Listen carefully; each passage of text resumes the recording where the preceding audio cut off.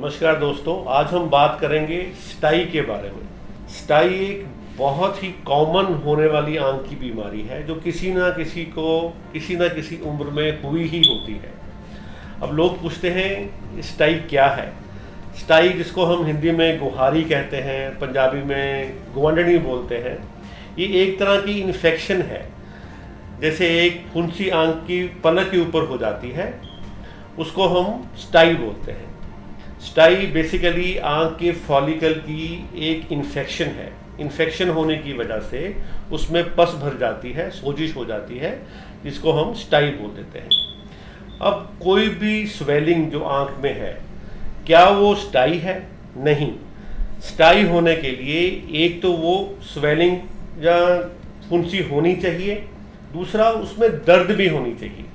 कोई भी ऐसी सोजिश जो पलक के ऊपर है और जिसके ऊपर दर्द नहीं है, हाथ लगाने पे दर्द नहीं होता, वो स्टाई नहीं है। हाँ, अगर हाथ लगाने पे दर्द हो रहा है और स्वेलिंग हो रही है तो वो गुहारी, स्टाई या गुआंढनी है। अब ये गुहारी होने के कारण क्या है? जैसे मैंने बताया कि ये इन्फेक्शन है। जो लोग अपनी आंखें बार बार मसलते हैं, अब आंखें मसलते कौन से लोग हैं? आंखें वो लोग मसलते हैं जिनको यहाँ तो कि आंखों का कोई नंबर है, उन्हें साफ दिखाई नहीं देता, वो आंखें मल के साफ देखने की कोशिश करते हैं और बार बार गंदे हाथ अपनी आंखों को लगाते हैं, उनमें स्टाई बार बार हो जाती है। दूसरा वो लोग हैं जिनको ड्राई आइज़ है, उनका स्क्रीन टाइम ज़्यादा है, वो कंप्यूटर मोबाइल पे ज़्यादा काम करते हैं और आंखें ड्राई हो जाती हैं और आराम देने के लिए वो अपनी आंखें मसलनी शुरू कर देते हैं। या किसी को किसी तरह की कोई एलर्जी है, उसे खुजली होती है तो वो बार बार आंखें मलता है। तो जिन्हीं भी कारणों की वजह से आप अपने गंदे हाथ आंखों को लगाओगे तो आपको बार बार इन्फेक्शन होगी और आपको स्टाई होगी। अब कई लोगों को स्टाई एक ही होके हट जाती है, कई लोगों को बार बार होती है। अगर मोस्टली जो बच्चे होते हैं उनको ये क्रॉप में निकलती है, जबकि एक निकली 2-3 हफ्ते बाद दूसरी, 2-3 हफ्ते बाद तीसरी। इसका क्या कारण है कि दूसरी आंख में क्यों होगी, इसमें बार बार क्यों हुई जा रही है? कारण वही है, आप अपने गंदे हाथ बार बार आंखों को लगा रहे हो, उसकी वजह से इन्फेक्शन बार बार हो रही है और बार बार स्टाई हो ही जा रही है। उन लोगों को जिनको कोई शुगर है, कई बार तो पेशेंट को पता भी नहीं होता, उसे 3-4 बार स्टाई होती है तो हम पूछते हैं आपको शुगर तो नहीं है?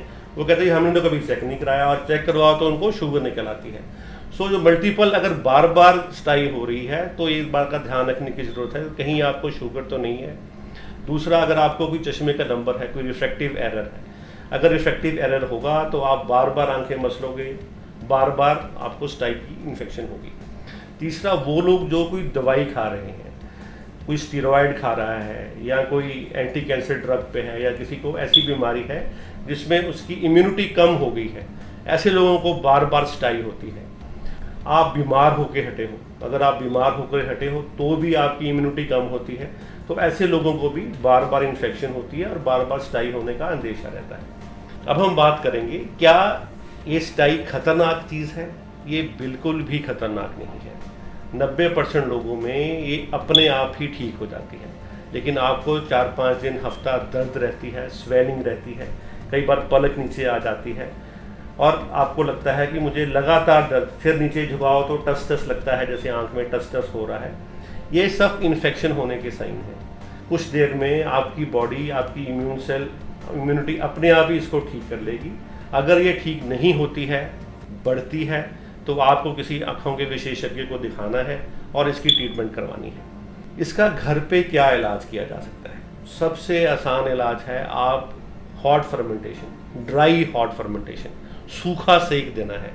आपको कोई भी साफ कपड़ा धुला हुआ, जो बिल्कुल धुला हुआ हो, साफ हो, उसको गर्म पतीले को टच करके या प्रेस को टच करके सेका करना है, सेक देना है।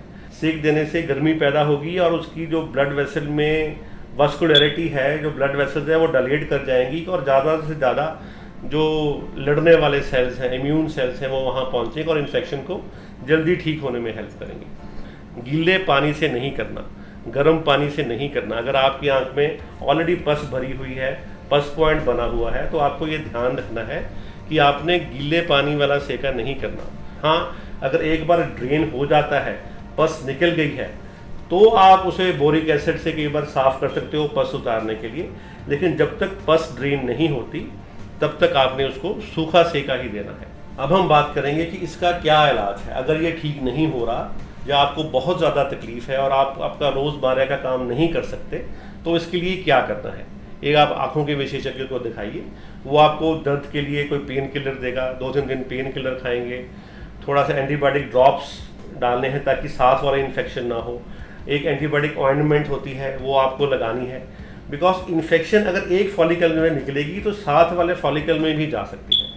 एंटीबायोटिक लगाने का हमारा मेन मतलब ये है कि हम साथ वाले हेयर फॉलिकल को इन्फेक्ट होने से रोकें।